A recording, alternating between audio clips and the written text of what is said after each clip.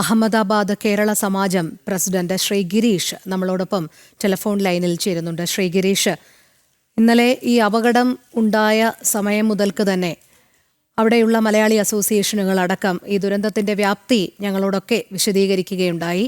താങ്കൾക്ക് ഇപ്പോൾ അവിടെ നിന്നും ഞങ്ങളോട് പങ്കുവയ്ക്കാൻ കഴിയുന്ന വിവരങ്ങൾ എങ്ങനെയാണ്? കാരണം ഇപ്പോൾ നിലവിൽ ഈ രക്ഷാദൗത്യം ഏകദേശം പൂർണ്ണമായിട്ടുണ്ട്. ഇനിയിപ്പോൾ നടക്കുന്ന തിരച്ചിലുകൾ എന്ന് പറയുന്നത് അന്വേഷണവുമായി ബന്ധപ്പെട്ടാണല്ലോ. അപ്പോൾ അവിടെ നിന്ന്, ആ പ്രദേശത്ത് നിന്ന് എന്തൊക്കെ വിവരങ്ങളാണ് നമ്മളോട് പങ്കുവയ്ക്കാൻ ലഭ്യമാകുന്നത്? ഇന്നലെ രാത്രി ഒരു 10 മണിക്ക് ഞാൻ ഹോസ്പിറ്റലിൽ തന്നെ ഉണ്ടായിരുന്നു. അപ്പം അവര് ഇന്നലെ അവിടെ നമ്മുടെ പോസ്റ്റ്മോർട്ടം റൂമിന്റെ ഫ്രണ്ടിൽ പ്രത്യേകമായിട്ടൊരു കൗണ്ടർ അവർ സെറ്റ് ചെയ്തിട്ടുണ്ട്. അവരുടെ അടുത്ത് ഫ്ലൈറ്റിലുണ്ടായിരുന്ന എല്ലാ പാസഞ്ചേഴ്സിന്റെയും ലിസ്റ്റ് അടക്കം അവരുടെ കയ്യിലുണ്ട്. അപ്പൊ അവിടെ ചെന്ന് ഞങ്ങൾ നമ്മുടെ ഈ ഒരു മലയാളി രഞ്ജിതയുടെ വിവരങ്ങൾ ഞങ്ങൾ അന്വേഷിച്ചു. ഇങ്ങനെ ഒരു മരണം നടന്നിട്ടുണ്ടല്ലോ. അപ്പൊ പറഞ്ഞു അവരുടെ ബ്ലഡ് സ്റ്റേഷനിലുള്ള ആള് വരേണ്ടി വരും. ഇന്ന് അവർ വന്നു കഴിഞ്ഞിട്ട് DNA ടെസ്റ്റ്. അപ്പൊ ഇന്ന് DNA ടെസ്റ്റ് ഇന്നലെ രാത്രി മുതൽ തന്നെ അവിടെ തുടങ്ങിയിട്ടുണ്ട്. റിലേറ്റീവ്സ് ഇവിടെ അഹമ്മദാബാദിലും ഗുജറാത്തിലും ഒക്കെ ഉള്ള ആൾക്കാർ വരുന്ന ആൾക്കാരുടെ DNA ടെസ്റ്റ് ഇന്നലെ രാത്രി തന്നെ അവർ തുടങ്ങിയിട്ടുണ്ട്. അവിടെ എല്ലാ ക്രമീകരണങ്ങളും അതിനു വേണ്ടിയിട്ടുള്ളതെല്ലാം ചെയ്തിട്ടുണ്ട്. അപ്പൊ ഇപ്പൊ രാവിലെ അവരൊരു മെസ്സേജ് കൊടുത്തിരിക്കുന്നു, എത്രയും പെട്ടെന്ന് എന്റെ ബന്ധുക്കൾ എല്ലാവരും നോക്കണം എന്നുള്ളതാണ് അവര് പറയുന്നത്. അവിടെ എല്ലാ സൗകര്യങ്ങളും ചെയ്തു കൊടുത്തിട്ടുണ്ട്. ഇന്ന് നമ്മുടെ നാട്ടിൽ നിന്ന് വരുന്ന ബ്രദറുമായിട്ട് ഞാൻ സംസാരിച്ചു. അപ്പൊ അവര് കളക്ടറുടെ ഓഫീസിൽ നിന്ന് ഒരു ലെറ്റർ കൂടി വാങ്ങിയിട്ട്, ബ്രദർ ആണെന്നുള്ള ഒരു വാങ്ങിയിട്ട് അത്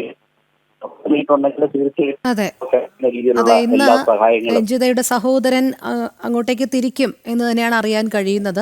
നിലവിൽ ഇവിടെ പത്തനംതിട്ട ജില്ലാ ഭരണകൂടം അതിന് വേണ്ടുന്ന ഏർപ്പാടുകളൊക്കെ ചെയ്തിട്ടുണ്ട്. ശ്രീ ഗിരീഷ്, അവിടെ എത്തിച്ചേർന്ന് കഴിഞ്ഞാൽ കേരള സമാജം മലയാളി അസോസിയേഷൻ എന്നുള്ള രീതിയിൽ നിങ്ങളെ കൊണ്ട് സാധിക്കുന്ന സഹകരണങ്ങളൊക്കെ തന്നെ അവിടെ എല്ലാവർക്കും നൽകുന്നതോടൊപ്പം തന്നെ രഞ്ജിതയുടെ സഹോദരനും നൽകാനുള്ള നീക്കങ്ങളൊക്കെ തന്നെയാണോ നടത്തുന്നത്? രാവിലെ ഞാൻ സംസാരിച്ചു, രഞ്ജിതയുടെ ബ്രദറുമായി രതീഷുമായിട്ട് സംസാരിച്ചു. അപ്പം പറഞ്ഞു, ഞാൻ ഇവിടെ വരുന്ന സമയം അറിയിക്കാം, നമ്മളെ കഴിയുന്ന രീതിയിലുള്ള എല്ലാ സപ്പോർട്ടും ഇവിടെ അവർക്ക് വേണ്ടിയിട്ട് കൊടുക്കും. ഗവൺമെന്റിന്റെ ഭാഗത്തുനിന്നും എല്ലാവിധ സഹായങ്ങളും അവർക്ക് വേണ്ട എല്ലാ ക്രമീകരണങ്ങളും അവിടെ ചെയ്തിട്ടുണ്ട്. ഇന്നത്തെ രാവിലെ ഞാൻ ഹോസ്പിറ്റലിലോട്ട് പോകാനായിട്ട് വന്നു.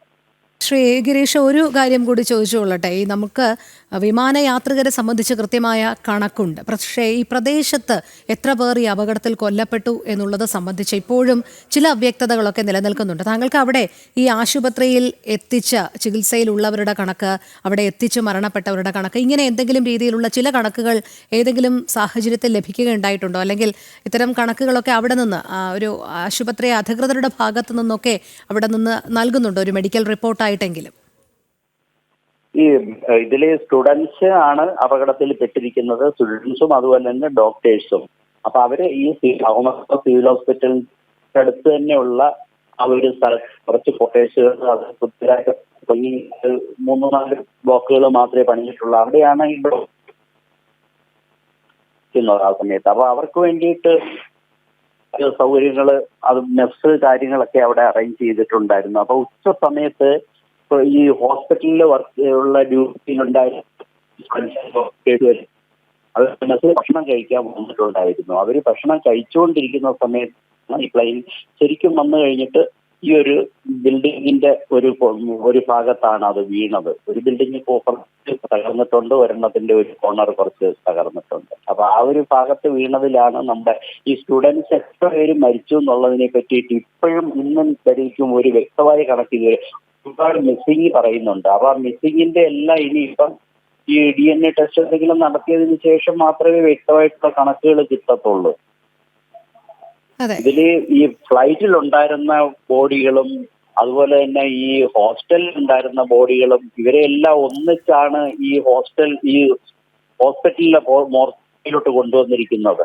അപ്പൊ ഇതില് വ്യക്തമായിട്ട് അറിയാൻ പറ്റുന്നില്ല ഇതിൽ എത്ര പേര് സ്റ്റുഡൻസ് എത്ര പേര് പെട്ടു എന്നുള്ളതിനെ പറ്റിയിട്ട് വ്യക്തമായെങ്കിലും 50ന്റെ അടുത്തൊക്കെ ആ സ്റ്റുഡൻസ്, പിന്നെ കുറെ 19 പേരെങ്കിലും അവിടെ ഹോസ്പിറ്റലിലെ ട്രീറ്റ്മെന്റിലുണ്ട്. അവര് ചെറിയ ചെറിയ പരിക്കുകളോടെ കുറെ ആൾക്കാർക്കൊക്കെ. പിന്നെ അതുപോലെ തന്നെ ഈ ഡോക്ടേഴ്സിന്റെ ഒക്കെ റിലേറ്റീവ്സ്, അവർക്കും അപകടങ്ങൾ പറ്റിയിട്ടുണ്ട്. അവരും അതിനകത്ത് താമസിക്കുന്നുണ്ടായിരുന്നു കോട്ടേഴ്സിൽ.